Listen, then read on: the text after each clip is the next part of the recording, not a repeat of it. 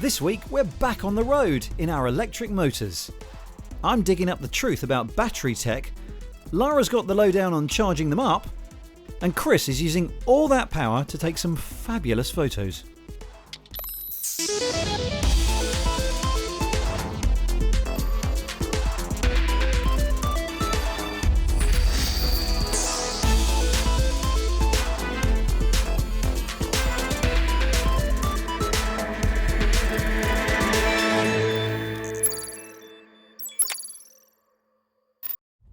Welcome to Click. I know, I'm not on the sofa. Don't panic though, I brought it with me. No, I've not made a dash for it. I'm in an electric car on a 300-mile trip across the UK. This is a lockdown mission to find out if an electric vehicle revolution is about to happen. Across the world, governments are putting up ambitious targets for environmentally friendly transport. The EU aims to reduce its greenhouse gases by 80% in the next 30 years, and electric vehicles are a big part of that plan. The UK this week announced its ambition to stop selling cars that are wholly powered by petrol and diesel by the year 2030. So many more of us, it seems, will be buying electric cars in the next few years. And Lara has some tips for you on that later in the show. But first, I'm off to a place which may hold the key to the future of European electric cars.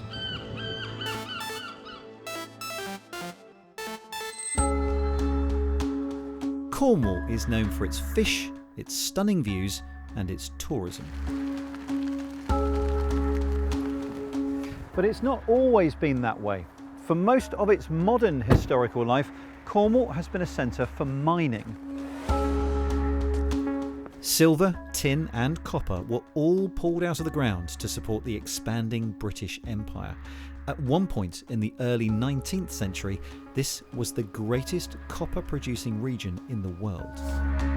But as globalisation took hold, Cornish mining became too expensive to compete internationally, and so the mines were closed.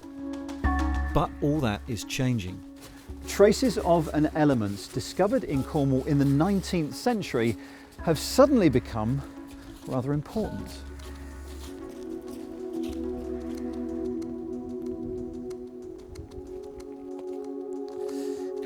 This is lithium mica granite, and the important word there is lithium, as in the lithium-ion batteries in your phone, in your computer, in your electric car. And some think that Cornwall may be the best place in Europe to supply it. There is lithium in the Czech Republic, but the boss of one company realised that the rock here in Cornwall was made of the same stuff. And we followed it up with a field trip, and the first rock that Andrew picked up had ore-grade lithium in it. British Lithium is prospecting here in Cornwall, and once they find a rich seam of lithium mica granite, they plan to build an open clay mine, a lot like this one. What's the ecological impact of a mine like this? Well, the footprint of a mine is actually very small, so the mine we're proposing will produce about a third of the total lithium requirement of the UK should the whole industry transform to an electric one from internal combustion. And the quarry will be quite modest, much smaller than this actually. Most of the development is a refinery. Now, there are obvious advantages of a country making its own products rather than importing them, but there's actually another very important reason why batteries specifically need to be homegrown. Lithium batteries are very bulky, they're heavy and they're a dangerous good to transport. A Model S Tesla has got a half-ton of battery in it, so it's a major component of the car. So battery makers co-locate with electric vehicle makers. You picture a Tesla factory, they've got chemicals and metals going at one end and cars driving out the other. Now if we want to have an electric car industry in the UK, we have to have a battery industry here. So what things can we do to attract a lithium battery industry in the UK? One thing is to have the only domestic source of the major component in Europe. There's none produced in the whole of Europe. And so it could be that Cornwall, along with the Czech Republic, become vital as Europe's hunger for lithium grows. So the amount of lithium we need in UK and also globally is going to increase dramatically over the next few years. So we calculate by 2035 we'll need 5 times as much lithium as we are mining now. So that's quite an increase. But at this stage, companies like British Lithium are still trying to work out where the lithium is. So I'm off to their lab to find out what happens to all the samples that they're digging out. And in the meantime, Lara's been off on her own adventure. My armchair's looking a bit different this week as well, as I'm also out and about.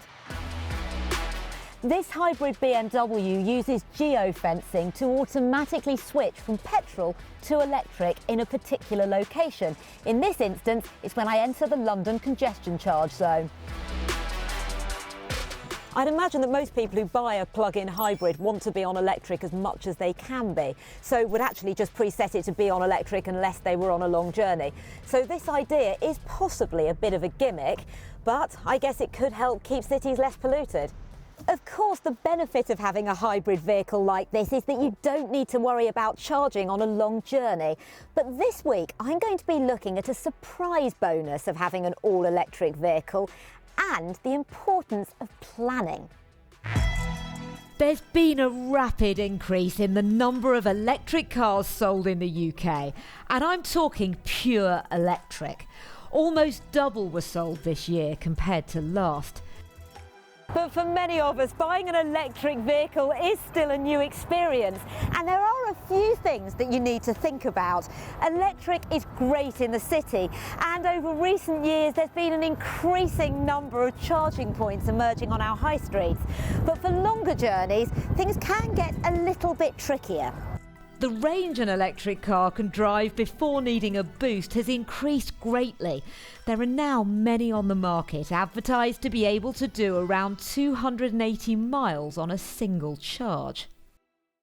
Whilst all electric cars show a calculation of how long you should be able to drive for, they're rarely accurate. If you're a smoother driver, you'll definitely benefit with an electric car. In terms of the weather, that's another impact that can affect electric car range. Generally, when it's colder, range falls. You might expect to see something like a 20%, maybe 25% drop off in range at the most extreme points in winter. Weight also is an impact, so if you have a heavy load, that will give you a lower range as well, potentially again in the sort of 25% region. But if you do run out of juice on a longer journey, then most motorway service stations do have chargers, and in the majority of cases, they will have rapid chargers. But rapid means different things to different cars. It's not only about how fast the charging point is, but also the speed your car can charge. The combination determining how long a stop you'd need to make at the services. Most motorways have 50 kilowatt chargers. An average electric car would be able to boost its battery by 90 miles in half an hour at one. Here on this forecourt though, the chargers can triple that power. One other thing to know, your battery can only do the fast charging up to a certain point. When it reaches about 80%, the charging slows right down. If I'm taking the car on a long journey, I need to first check to see where the chargers are and if they're working, and then I need to plan for the charger beyond that in case they're busy. And often when I get to the charger, they're not working properly or they're taken by somebody else, and I have to use my contingency plan. So planning is definitely required to drive long distances, but if you are near a motorway and you have some time to spare, you should be okay. In rural areas though, the electric car revolution may be harder to kickstart. There are certainly comparisons with electric vehicle charging infrastructure and broadband. There's lots of private investment going into EV charge points, but it's focused very much on urban areas where those companies are going to make a return. In rural areas where it's more sparsely populated, there aren't the same returns, so they're not being prioritised by those companies. To boost driver confidence, it's now essential that the infrastructure reaches across the country. If it's not done right, once again, rural areas risk being left behind. Price has been a major sticking point for electric car ownership, but in recent years, have they actually become cheaper to own? We've tried to simplify the figures based on a mid-range car over the course of 4 years. Buying this electric car over the same model with petrol would set you back around an extra 40%. Yet the electric should depreciate less, have lower running costs and no road tax. You're likely to spend around a quarter on electricity than what you'd spend on fuel. EVs are expensive, but if you think about it, if you look at a mobile phone, that's a £500 or £600 device. So actually what you're finding is that paying for it as you go, so the phone, the insurance and the text and data, is a way you're happy to pay for that. It's then a mobile device as a service. So with EVs, bundling a monthly price with the car, the insurance, the service, the maintenance and the energy could be the way actually we consume cars in the future. Hello and welcome to the Week in Tech. It was the week that Chinese smartphone manufacturer Oppo showed off a concept rolling phone screen, which can transform into a tablet. Amazon started selling prescription drugs online to US customers at significant discounts. And Twitter and Facebook CEOs were cross-examined for the second time in 3 weeks by US senators, this time facing questions about their company's role in the US election. Facebook also separately announced it would extend its ban on political ads for at least another month.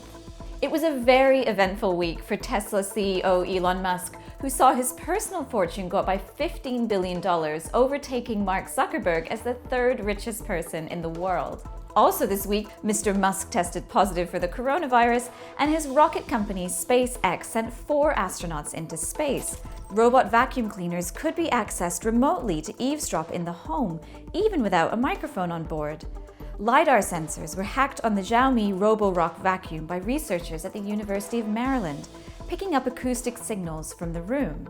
And finally this week, we saw how a magnetic spray could turn everyday objects like pills into mini robots. A team from City University of Hong Kong showed the uses of the M-spray, such as guiding a catheter inside the body or distributing medicine. The object's locomotion is controlled by manipulating the magnetic field around it. The spray can be absorbed or excreted by the body, making targeted drug delivery possible.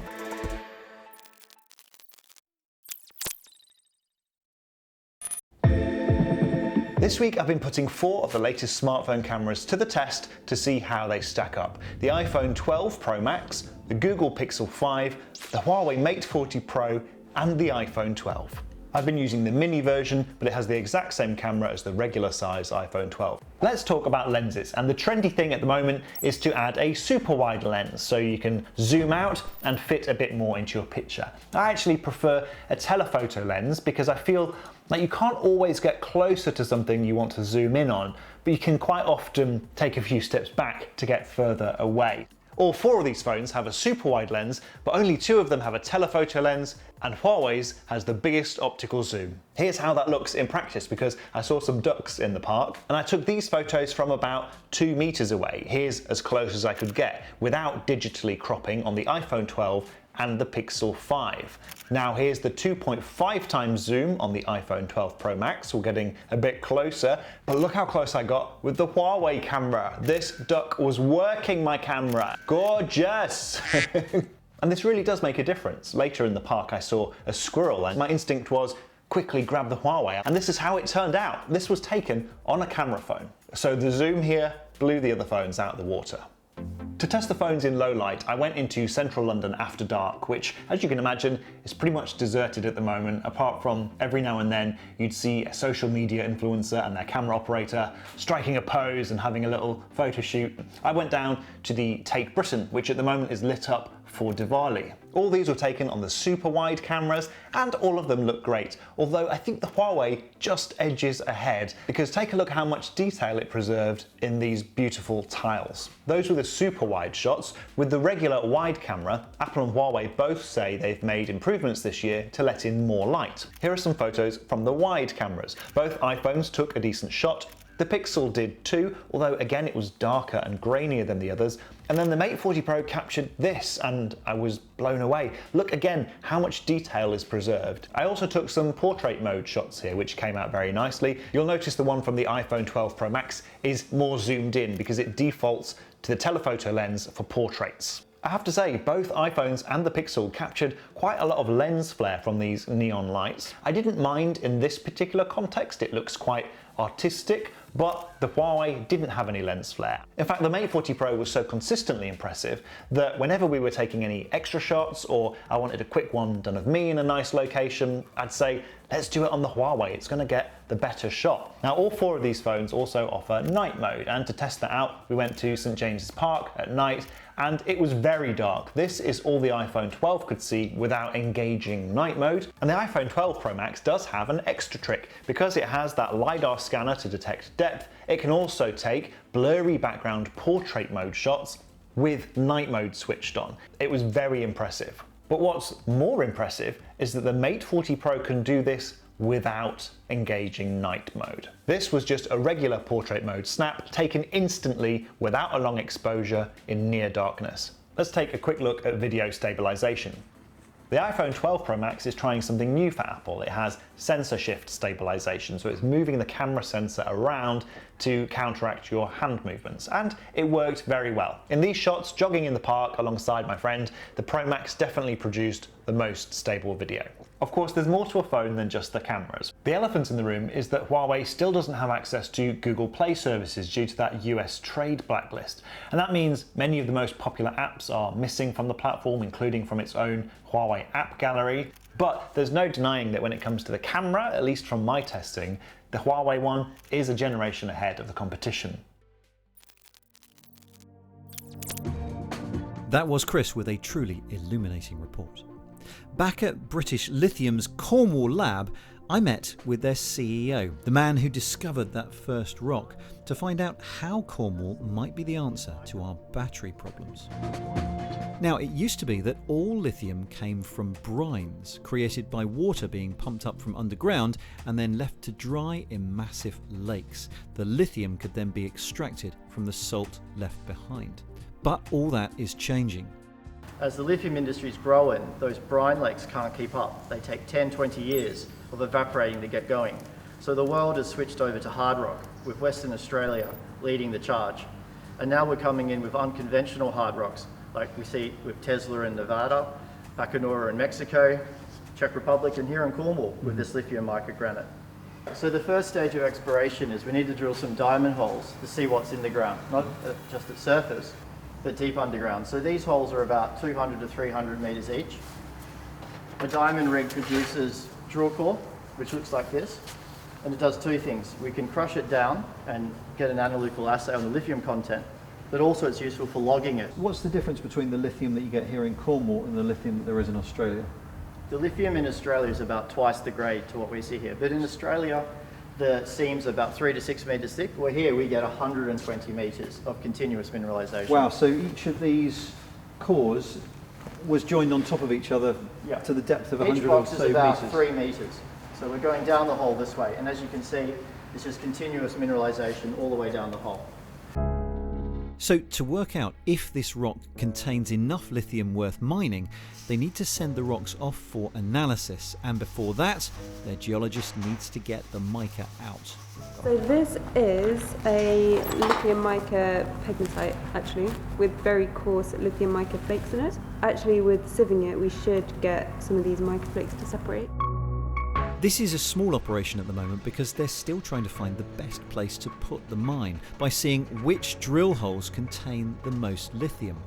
This is prospecting at the very edge, the modern day equivalent of prospectors at the American frontier, hacking at rocks with pickaxes and panning for gold in rivers. You can see the quite coarse mica crystals in there still. And if you've got mica, is there definitely lithium in there, or is it possible that you can get mica without lithium? Mica is a very common mineral, so it's very important to be able to recognise which ones have lithium in and which ones don't. So the crushed minerals from each core are bagged separately and sent off to the lab. The results will show which location yielded the most lithium, at which point they know that they've struck gold. Well, lithium.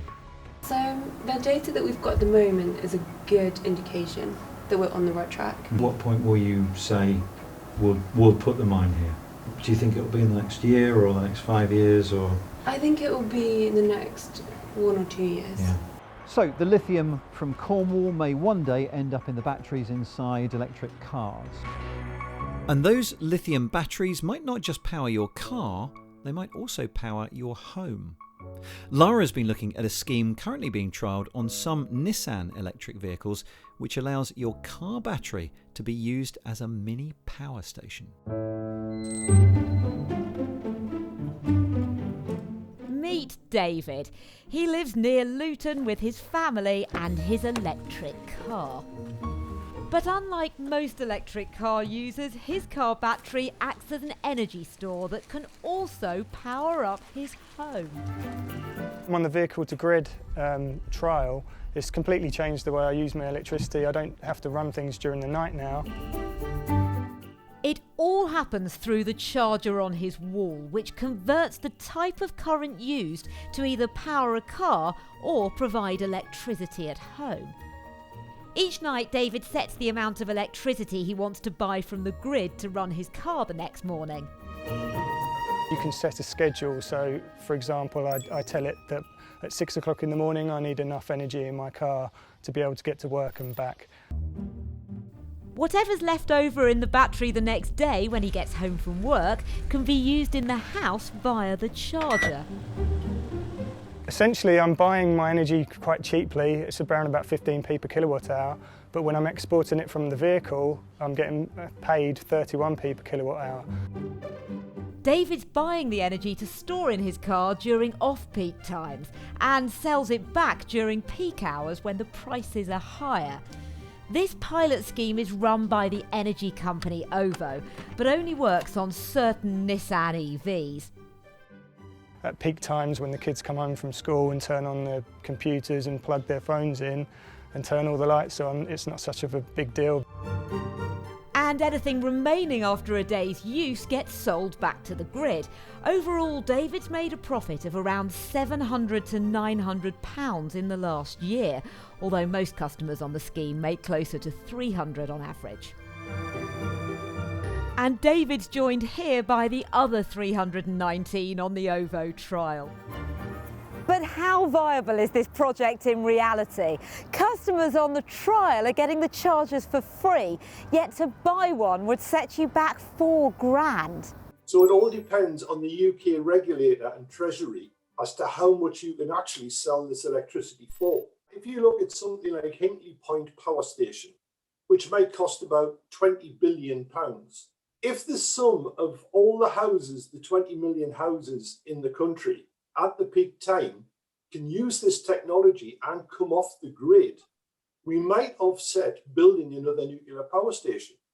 So then it becomes the simple sums of, is it worth giving people enough incentive to offset building a nuclear power station?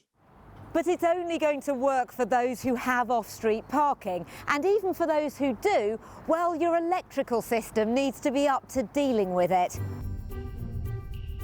But for customers like David who are on the trial, there's an appeal of being both green and economical. I think it's terrible that 90% of the time, 90% of vehicles are sitting doing nothing. So the benefit with having electric vehicles is you've got a huge energy storage device sitting on your drive. You've invested all that money in a car, why not use it more of the time rather than having it sitting doing nothing? That was Lara, and that's it for our EV special on the road. Wow, it's been an adventure. Back to the sofa next week. Still, if you'd like to get in touch with us in the meantime, you can. We live on YouTube, Facebook, Instagram and Twitter at BBC Click. Thanks for watching, and we'll see you soon.